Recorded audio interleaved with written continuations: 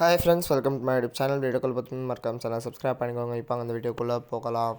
ஒரு வழியாக நான் பராசக்தி படம் பார்த்து முடிச்சிட்டேன். ஸோ என்னோடய ஒப்பீனியன்ஸை தான் இந்த வீடியோவில் நான் ஷேர் பண்ண போகிறேன்.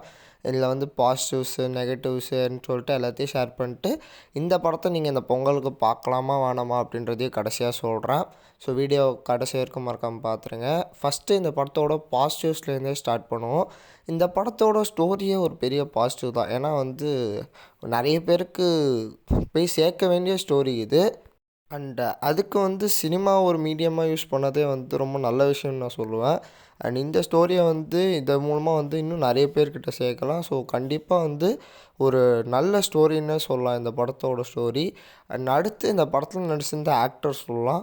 இந்த படத்தில் நடிச்சிருந்த ஆக்டர்ஸ் எல்லாமே அவங்க பர்ஃபார்மன்ஸை நல்லாவே பண்ணியிருந்தாங்க. சிவகார்த்திகேயனாக இருக்கட்டும், அண்டு ஸ்ரீலீலாவாக இருக்கட்டும், அதர்வாவாக இருக்கட்டும், ரவிமோகனாக இருக்கட்டும், அதை தாண்டியுமே நிறைய ஆக்டர்ஸ் அவங்களோட பர்ஃபார்மன்ஸ் சூப்பராகவே பண்ணியிருந்தாங்க, நல்லாவே பண்ணியிருந்தாங்க.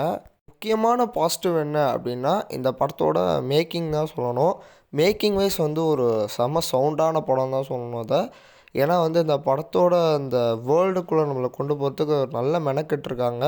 அது ஸ்க்ரீனில் பார்த்தாலே தெரியுது. ஸோ இப்போ வரைக்கும் நான் சொன்ன பாசிட்டிவ்ஸ் போதும். ஸோ இதுக்கப்புறம் ஏற்கனவே நிறைய பேர் நிறைய பாசிட்டிவ்ஸ்லாம் சொல்லியிருப்பாங்க. இப்போ நம்ம கொஞ்சம் நெகட்டிவ் சைடுக்கும் போவோம்.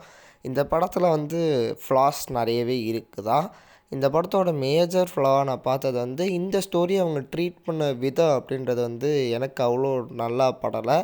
ஏன்னா இதை எடுத்திருக்க வேண்டிய விதம் அது மாதிரி இல்லை. இந்த படம் ஆக்சுவலி இது கொஞ்சம் ஸ்லோ பேஸ்டாக நிறைய கேரக்டர்ஸை பற்றி இன்னும் டெப்த்தாக நம்மளுக்கு எக்ஸ்பிளைன் பண்ணி நிறைய விஷயங்களை இன்னும் நல்லா எக்ஸ்பிளைன் பண்ணியிருந்தாங்கன்னா இந்த படத்தோட ஹை மொமெண்ட்ஸ்லாம் இன்னும் நல்லா இம்பேக்ட்ஃபுல்லாக நம்மளுக்கு ஒர்க் ஆகிருக்கும். அது இந்த படத்தில் மிஸ்ஸிங்னே நான் சொல்லலாம்.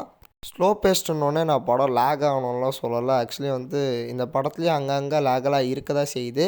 பட் அதெல்லாம் ரொம்ப பெருசாக நம்மளுக்கு தெரியாது. ஓவராலாக படம் கொஞ்சம் நல்லாவே ஃபாஸ்ட்டாக தான் போகுது.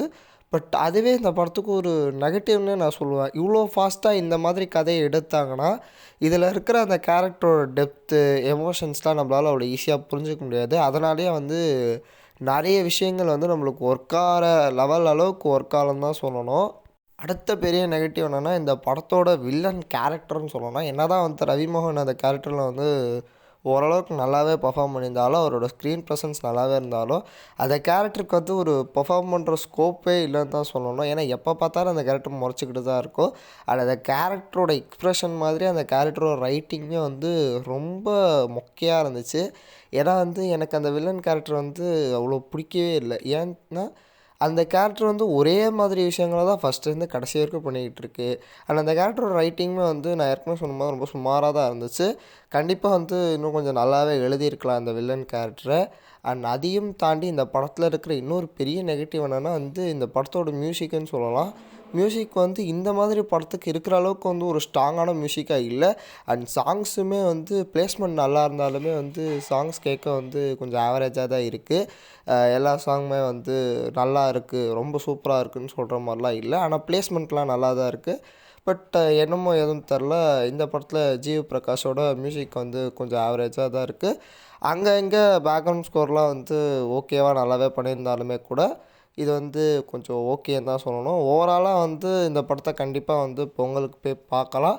ஒரு ஓகேஷான படம், கண்டிப்பாக போய் சேர வேண்டிய ஸ்டோரி. ஸோ உங்களோட ஒப்பீனியன் கமெண்ட் பண்ணி மறக்காம சேனல் சப்ஸ்கிரைப் பண்ணிக்கோங்க. Until then good bye from RL.